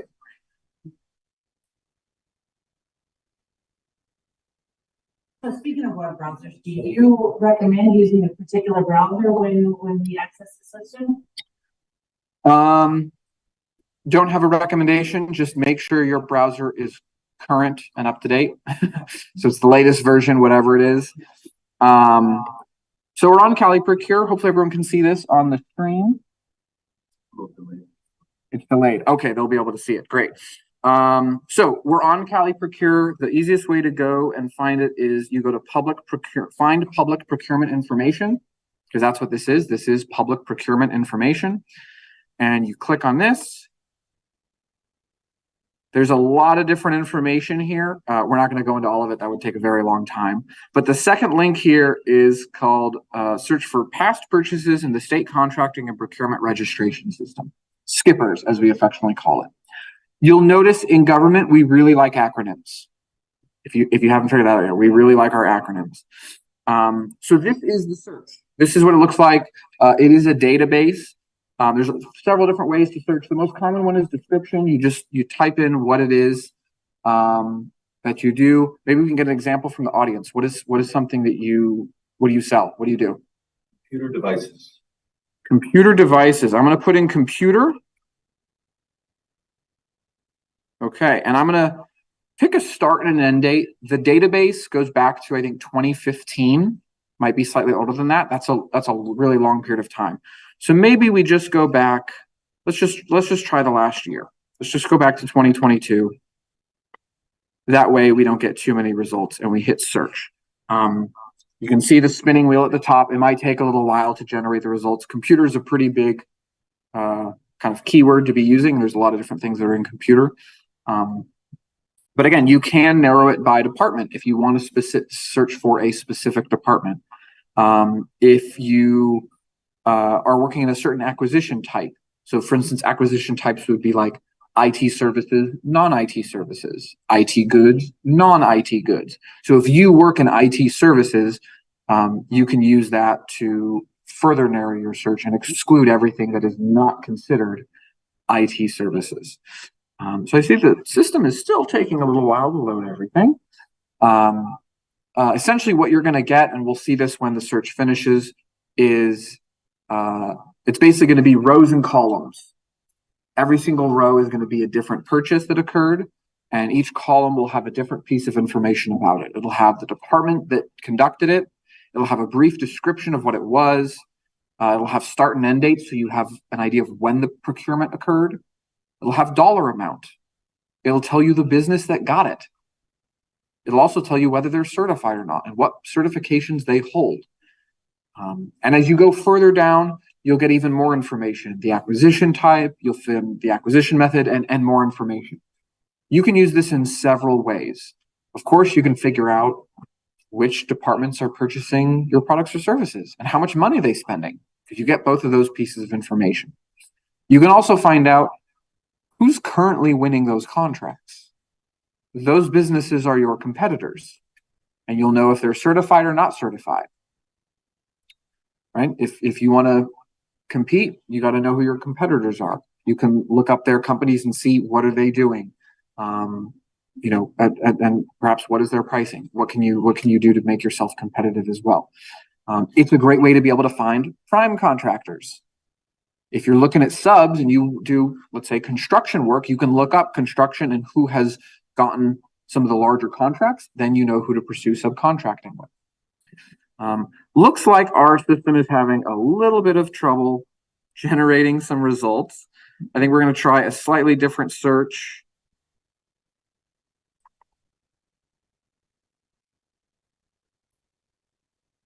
Let's see if we can get this to pop up and work. If not, then we'll move on to the next bit of information. While we're seeing if we can get this work, do we have any questions from the audience about market research, researching past purchases, and how you might do that or why you might do that? No? Okay. The last thing I'll add is when you're searching in the state contract and procurement registration system, you can search by UNSPSC code. So again, if you have a code, it really accurately describes what you do. You can use that to search and get even more accurate results. Again, the search functionality, it is not the most sophisticated thing in the world. So try lots of different things, use different words. If you sell different products, you'll do different searches for those different products. If you have several codes that work for you, you can search with those different codes. But again, this really helps you narrow who you're going to target in the state of California, who you're going to market yourself to. Looks like this is not working. So I think we're going to hop back over to the PowerPoint presentation. And go on to our next subject, which is, so what do you do when you have an idea of who you want to work with in the state? Let's say you've identified those departments. There's 5, 8 departments you want to work with. What do you do next? The next step is to contact the advocates at those departments. So almost every department has what's called a small business and DVBE advocate. They are a state employee. They work in procurement and purchasing or alongside it. Sometimes they are actually a buyer. Sometimes they're not. Sometimes they're a manager or an analyst. Really depends on the department. An advocate is required for every department that spends at least $100,000 a year. So that means most departments. And the main role or responsibility of the advocate is to help certified businesses work with their department. They have specific and unique knowledge of their department's purchasing needs. And they know what's coming up. They know what's being procured right now. And they assist businesses with getting contracts with their department. They also work internally with their own buyers and purchasing teams so that when their buyer needs to purchase a particular product or service, they can help that buyer find a small business or a DVB to work with, rather than just going to some large corporation. They can also assist you with prompt payment. So if you actually got a state contract and you're having some issues with payment, they can provide you some assistance on that. Advocates also try to seek out new businesses. So businesses they haven't worked with before, their department has never given a contract to. So that's another great thing to present yourself as if you have not actually done state contracting. If you want to find the advocates, again, it's on Cali Procure. We try and have everything be from Cali Procure. So it's the one place you can go to and find everything you need. So if you're on the home page, that's great. You're going to go to Find Training and Resources. This is one of the resources that you will find. This is the training and resources page. Again, there's a lot of different stuff here. We're not going to talk about all of it. Towards the bottom, you'll see where it says contact a small business and DVBE advocate. It's a link towards the very bottom of the page. When you click that, it'll take you to the DGS website where this information is located. You'll be able to download the advocate directory. There's a giant link in order to do that. You click that and you get to download the advocate directory. This is what it looks like. It's an Excel spreadsheet. Each row is a different advocate. You'll get the department they work for, the office that they're within. You'll get their name, and further to the right, we can't see it on the screen, but further to the right, you'll see contact information, phone, email, website. You'll notice some of them have an X in one of the columns. If they do, it means they do construction work. So if you work in construction, you're welcome. We just made it easier for you to identify the departments that do construction work. If they are highlighted in yellow, it means they have chosen to implement what's called a small business first policy. It's an internal administrative policy that directs their purchasing unit or team to, as much as possible, work with small businesses first. And it might direct them to, for certain procurements, to only seek out small businesses first before opening it up to everybody else. So that's just useful information to know. Yeah. So I talked about the yellow and the X's. Any questions about advocates before we jump into emergency contracting? I think is one of our last subjects.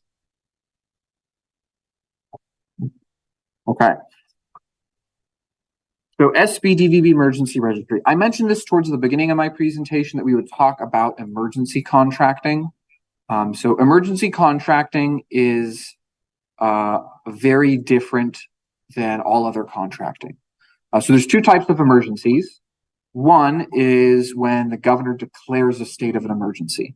It could be a fire, a flood, a landslide, a pandemic, and a formal emergency gets declared, and that empowers departments to do emergency purchasing.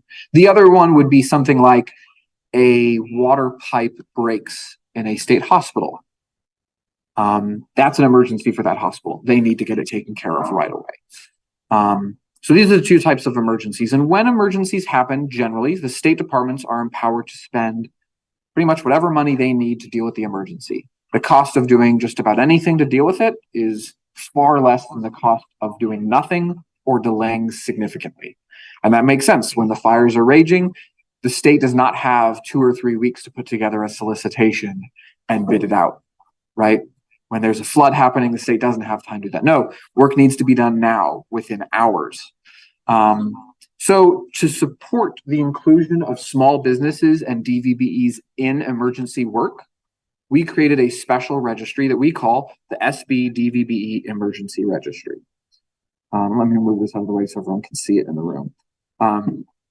This is separate from Cali Procure. So this is a separate system from Cali Procure. There's links to it on Cali Procure, but it is separate. It's a list only of state certified small businesses, so small business and DVBE. So if you're not certified, you can't be on this list. This list is used by state departments in an emergency to try and include certified businesses.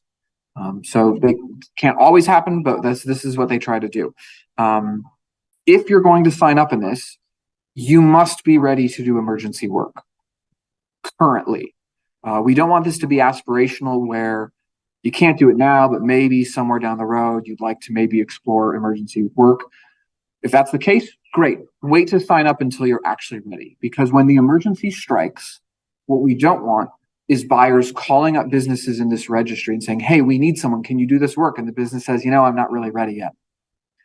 And then the buyer has to call another one and another one. And next thing we know, a half hour has gone by and we can't have that time wasted because it might be 2 o'clock in the morning and services are needed within hours. So we want to make sure this registry stays accurate and good with businesses that are really capable of responding in an emergency situation. When you do sign up, there is a predetermined list of categories of goods and services that the state purchases in an emergency. So to make sure you're actually a good fit, you will have to select from that category. If you do not find your products and services listed among those categories, then emergency purchasing isn't going to be right for your business. Here is a sample of the emergency categories. This is not all of them. This is just some of them. But it gives you an idea of the kinds of things the state might purchase in an emergency. There are things that people don't always think of. Information technology is not something people might think of. Food is something. Bathrooms, even porta potties. Think about when a fire hits and people get evacuated. All sorts of things need to be put together to support that evacuation. That can include food. That can include bathrooms, things like that. If you decide to register, there's a few things you'll need. You'll need your certification ID number. Again, you have to be certified to get signed up. You'll need to pick out your emergency categories. You'll be able to provide a short description of the products and services you sell. A couple of sentences. You'll need business address because, again, in an emergency, location is very important. You know, if you do fire mitigation and you're in San Diego, but the fire's at the north of the state, that's not going to work. They're going to need you to be much closer and be able to respond more quickly.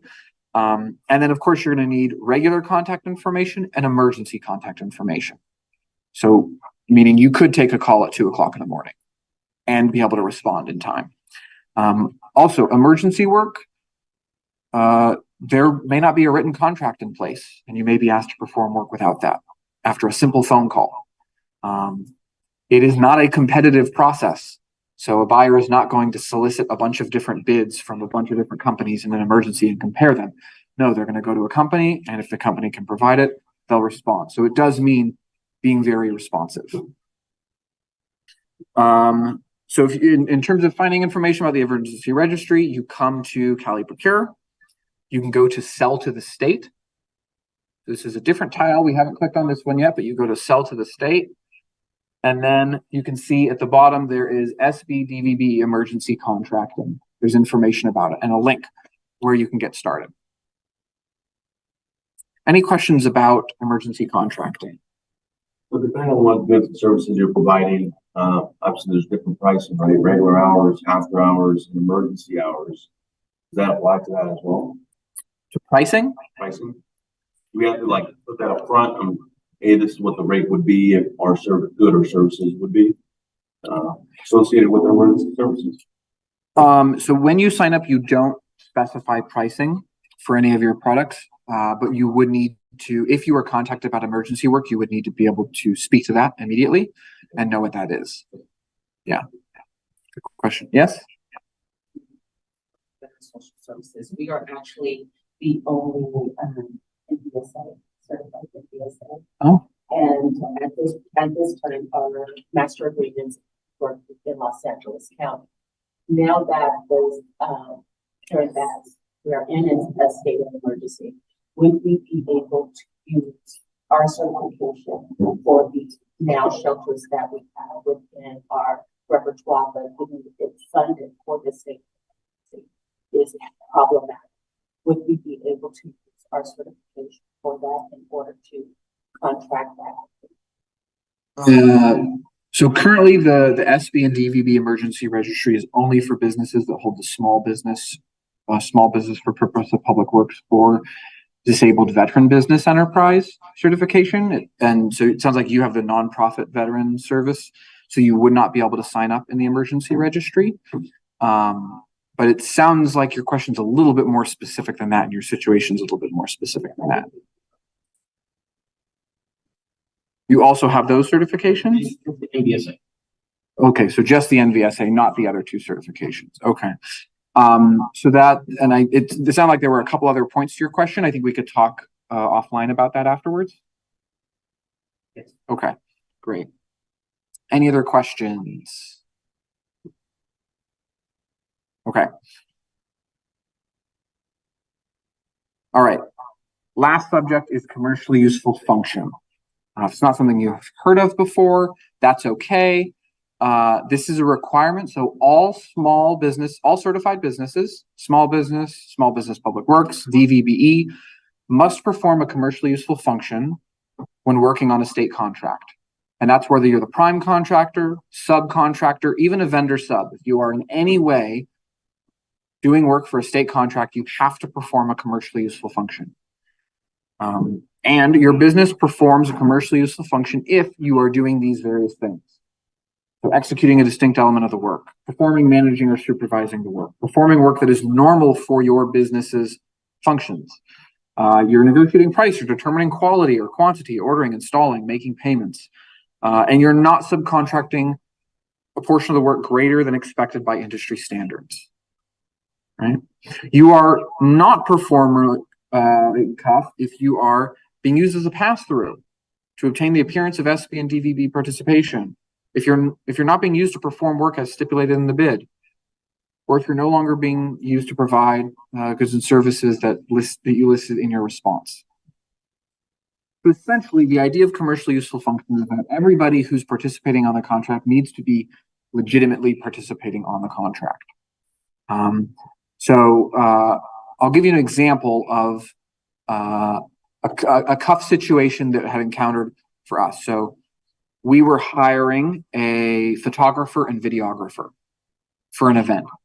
That's what we needed to hire, a photographer and videographer. We put together our statement of work. It was going to involve taking photos, doing some touch up of those photos afterwards. It was going to require doing video and then post-production, right? Editing of the video into clips, things like that.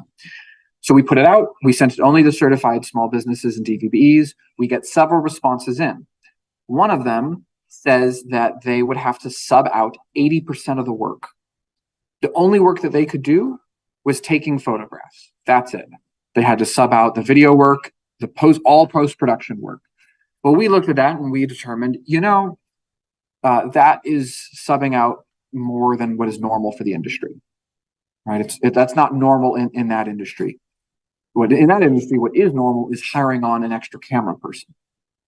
So the main videographer, they can take the main photos or run the main video and they can do all the post-production, but they have to hire a crew person, maybe to make sure the microphone works or maybe to staff one extra camera.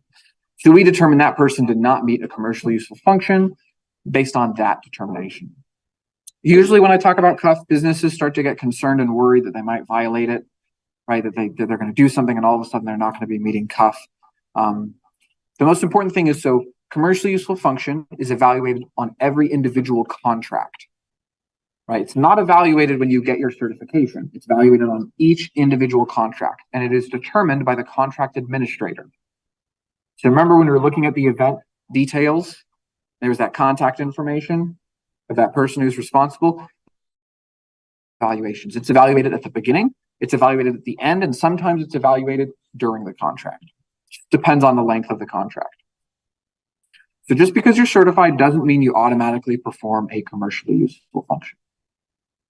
When you make a bid submission, you'll be explicitly stating what work you are doing and what work you are subcontracting. All right, that is what the buyer can use to determine what are you going to have to sub out. Does it meet those requirements, or are you subbing out work that is greater than industry standards? Some industries, it's normal. Take construction. In construction, it is expected that subcontracting will happen because you have all sorts of different specialties. That's totally normal. Other fields, it is less normal. So the most important thing you can do is be completely honest, transparent, and accurate. Right? So, for instance, when I ask a small business, oh, what do you sell? And they say, I sell all kinds of products. I say, what do you mean? They say, I sell any kind of product. Just tell me what product you want and I'll get it for you. They say, who's your supplier? And they say, don't worry about it. Just don't worry about it. Tell me what you want and I'll make sure you get it. That's a little concerning because I don't know, are they performing a commercially functional? I don't actually know if they are. Another example would be, let's say you do electrical work. You do electrical work, but you're not seeing jobs for it. You see jobs for plumbing work. You don't do plumbing, but you have a friend who does. So you think, I know, I will bid on the project and I'll sub out the whole thing to my friend. I bid, I take 10% off the top for myself and I sub out the whole thing to my friend. In that situation, me, the electrician, provided no value. I was basically a middle person. The state would have been better off just giving the contract to my friend directly. That's what we would call a pass-through. There's also circumstances where a prime is told based on the contract must work with a certified small business or DVB, but the prime doesn't want to. And so the prime goes to the sub and goes to a small business, says, I'll give you $15,000 to say you're doing work on this contract so we can get our participation and we'll just call it a wash. Right? That's a CUF violation. That's also fraud, but that's a CUF violation. That's getting the appearance of small business participation or DVB participation without actually doing work that is on the contract. So again, if you're concerned about, so how do I make sure I don't violate CUF? Again, as long as you are honest, transparent, and accurate, you'll be perfectly fine. The determination is made by the buyer. And as long as you give the buyer all that correct, true information, then the buyer will make that determination. You meet CUF or you don't meet CUF. I want to check what questions do we have about commercially useful function? I have that last example you gave. This year the law changed so that crime is penalized. Bring in that participation, but doesn't use that $10,000 fee. Has that happened this year? Have you had any violations of that when crime wins with a veteran sub, doesn't use that sub? Yes. So, and what Al is referring to is around a new specific requirement that when a prime contractor responds on a contract and they detail that they're going to be working with various subcontractors. Maybe some of them aren't certified. Maybe some of them are certified small business. Maybe some of them are certified DVBE. If DVBE is listed in the bid, the prime has to use them. So something that has happened in the past that is not good is a prime lists these businesses saying, I'm going to use them, and then the prime doesn't use them. The prime uses somebody else or just does the work themselves. It's a contract violation, right? They said they were going to use this DVB, they have to. So there is up to $10,000 withhold on the contract. If the prime wants to use a different business than the one they included in their initial bid, that's what we call a DVBE substitution. They have to go through a process to be able to say, look, I want to substitute the business I listed for another one. And that might be the case if that DVB is actually no longer available, right? They're committed to another project. They don't have the capacity anymore. Or maybe something's happened to the business and they can't do the work anymore. Then there's a DVB substitution process. With that response, if the DVE doesn't fall into that position, they can do, but the prime opts to substitute. What is the individual option that DVE that agreed do that work? Doesn't get used. But the whole idea of that was to make sure that DVE is used. Correct. Because we're agreeing up front with no monetary exchange.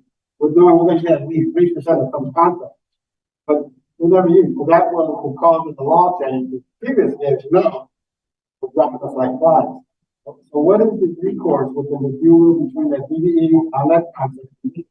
I think we'll substitute it with no grounds to make that change. What can the DVE do with the state saying, hey, look, something's wrong?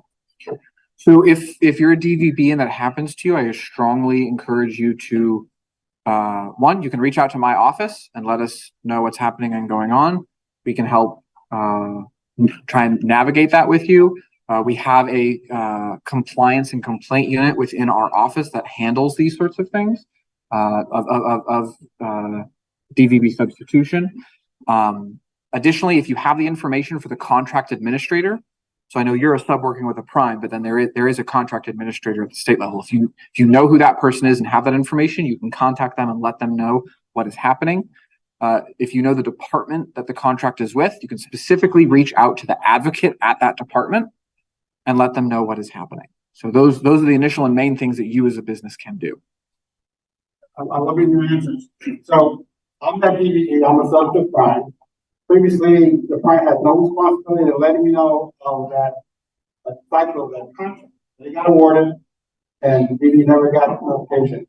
Does this new law change where the DVE now is incorporated in the loop with that information? Because if we don't know what's going on, contract is, you want the contract, but the state has to say, I need to go to work. And we won't know when that takes place. That'll be they are 6 months out. So will the DVE under this new rule be notified with those logistical actions? So the state buyer says, okay, Alex, go do some work. He does the work, he's the prime. The DVE is out there, waiting to hear from the prime, he's ignoring the DVE. It has the state incorporated a notification for the DVE that he's been put to work, so we can track that as well. That's a good question. I know the DVBE will get notified when they are listed. So when a prime submits the response and lists a DVBE, the DVBE will get notified about that. In terms of when or if the contractor, the prime, gets awarded, the DVBE getting notified, I don't know. I'll have to check on that. Yeah. But great questions. All right, we're at the very end here. I just want to give you a few other resources that are out there. Small business development centers. So these are federally funded nonprofit centers that help with business development. So if you're looking to start a business, you need help with growing your business. Small business development centers are there to help. There's a lot of them throughout the whole state. I want to say there's a little over 60 of them throughout the whole state. They are free. So there's no cost to use any of them. They can provide help around, business plan, access to capital, even other things that I would consider direct business development. So one of the things my team can't help you with is things like figuring out your budget or finding a lender or figuring out what insurance you need, right? Those are all really important things. Me and my team, one, we're not lawyers. We're not business experts in that sense, and we can't help you with those things. Small business development centers are there to be able to help with those kinds of things. And they're great for newer businesses. They're also great for established businesses if you're needing some help. Apex accelerators. These are also funded by the state and I think also partially by the federal government. They're free, so they don't have a cost to use their services. They specifically help with pursuing government contracts. City, county, state, feds. They're experts at it. They can help you find opportunities and, most significantly, help you prepare an effective response. So often it's time businesses find a solicitation for the state of California and they're maybe having some trouble understanding exactly what it is, and maybe they're not entirely sure how to prepare an effective response. Apex accelerators are there to help specifically with that. Again, it's one of the things my team can't help you with. We can't advise you on interpreting a statement of work or a solicitation document. We can't advise you on this is what you should write and this is how you should respond to make yourself competitive. We're not able to do that. That's where Apex accelerators can come in. Again, there's centers all over the state of California. And then lastly is SCORE. SCORE is an organization that focuses on mentorship, business mentorship, particularly significant for entrepreneurs. Maybe if you're coming out of service, you're looking at pursuing that entrepreneur path and looking to start your own business and you'd like to be able to work with a mentor, SCORE might be another option for you. I think we had one question over here. Then one over here. Accelerators, I'm not familiar with that. Is that something you just Google and I'll find something on? So they used to be known as the PTACs, the Procurement Technical and Assistance Centers. They're still kind of in a rebranding phase. But yes, they used to be the PTACs. Now they're the Apex accelerators. We had one question here. So to those that are here today, the Small Business Development Center is actually going to be moving upstairs within the next month and a half. So just something to take note of. They will definitely establish appointments with you and then be able to provide all kinds of resources that we've like at least our company, Terrill Network Solution, has definitely taken a lot of advantage of utilizing that.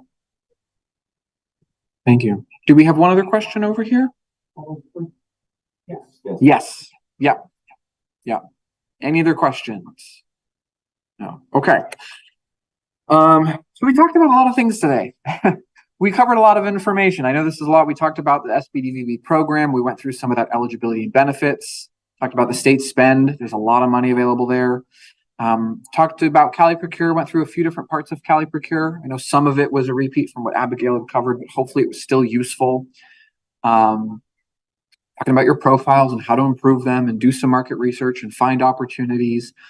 And then we talked a little bit about emergency contracting and lastly, CUF. just know, the journey for state contracting, it's a long one. It's not a short one. It starts with just getting your business set up in the system.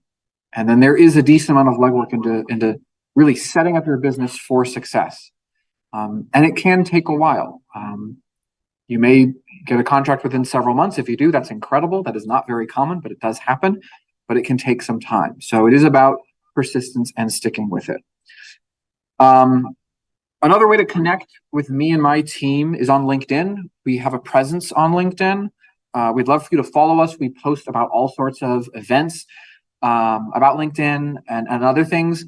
I got to give a shout out to Al for this one, Al Renteria and Southwest Veteran Business Resource Center, for having a massive LinkedIn presence and supporting us in that. Thank you so much for doing that. And this is our LinkedIn page. So just like this is an outreach event where we're teaching you about different things, we do lots of events. Some of them are down here in the San Diego area. Some of them are all over the state.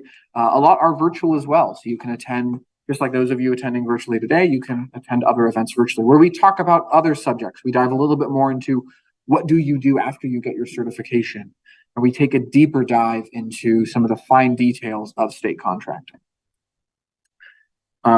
You can also schedule a consultation with us.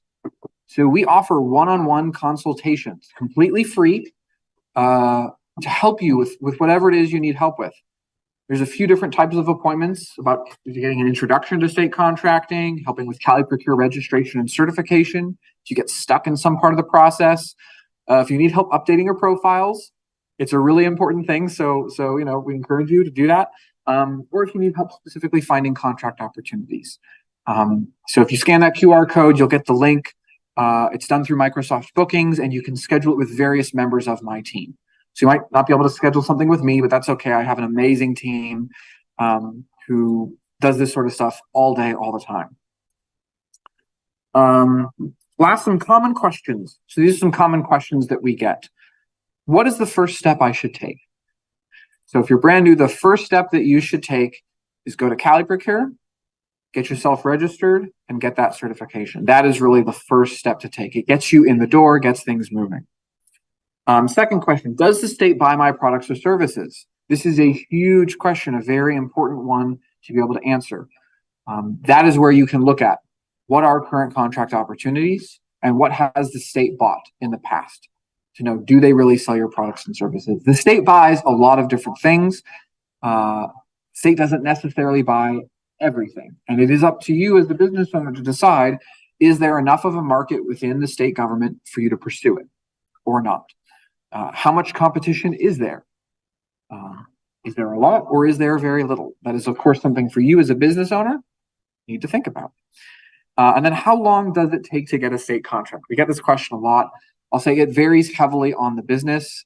We get success stories where someone gets a contract within 6 months of getting certified. Others, it might take a few years. It is very common for a person or a business to lose their first few bids, right? So the first few times a business responds to a solicitation, it is common for them to actually lose it. Again, it's a competitive field. There are other businesses who likely have already been getting contracts who have been successful at it. So there is competition. So if that happens for you, just realize that is rather normal and you just need to keep at it. Some things you can do to help make sure you improve. If you don't get a contract, you went after it, you bid, you didn't get it, somebody else got it. One, ask for the contract documents in the winning bid. So that's all public record. Who won the contract and what was their specific submission? You can actually get it and you can see, what did they do that was different than you? Did they beat your pricing? Did they have more experience than you? How did the scoring happen when the buyer was evaluated? You can also ask for a debrief with the contract administrator. So you can ask for a debrief and get some feedback on what you can do better next time. A lot of businesses don't do that. They just think, well, I lost the contract, I'll do better next time, without really knowing what it is that caused them to lose. So just a little bit of last bit of advice.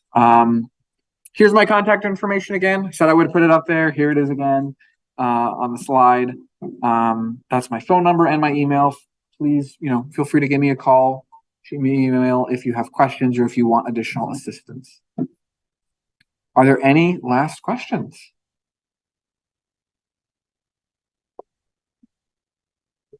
No? All right.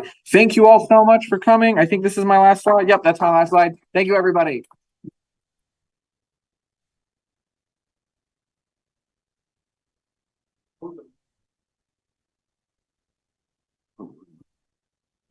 All right, guys, I'd like to thank everyone for joining us today. Appreciate you guys coming out. Al would also like me to take a moment to remind everyone about the essence of having skin in the game, a principle partly endorsed by the ARRC. They are generously sponsoring individuals who embody this ethos, engagement, and commitment. In line with this, we're thrilled to announce the distribution of poker chips for our upcoming 13th annual trade show slated for November 6, 2024. So let's engage wholeheartedly and look forward to making the trade show a remarkable event with like-minded professionals like ourselves. Thank you for everyone for coming out, and have a great day.